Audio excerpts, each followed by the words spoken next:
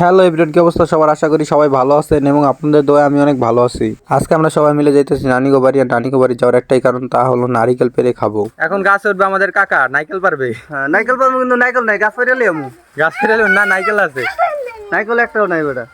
আর নারিকেল গাছে উঠবে আমাদের জসিম কাকা, তাই জসিম কাকা প্রস্তুতি নিতেছে জামা কাপড় খুলে। জসিম কাকা নারিকেল গাছে ওটা শুরু করে দিয়েছে, আর গাছটি অনেক বড়। আর এখন কিন্তু আম কাঁঠালের দিন, দেখেন এই গাছটিতে কতগুলো কাঁঠাল হয়েছে, মাশাআল্লাহ। আর এদিকে দেখি জসিম কাকা নারিকেল গাছের মাথায় উঠেও গেছে, ইতিমধ্যে একটি নারিকেল পেরেও ফেলেছে। আর হাবিবা তা কুড়িয়ে আনছে।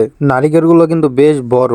নানির এই বাসায় থাকে না, নানিরা সবাই ঢাকা থাকে, তাই ফল ফলাদি যাওয়া হয় সবকিছু চোরে নিয়ে যায়। আর খালি বাড়িতে তো জানেন চোর একটু বেশি থাকে। ইতিমধ্যে 3টা নারিকেল পাড়া হয়ে গেছে, আর গাছে নারিকেল ছিলই 3টা। ও কাকা, কি শান্তি লাগে?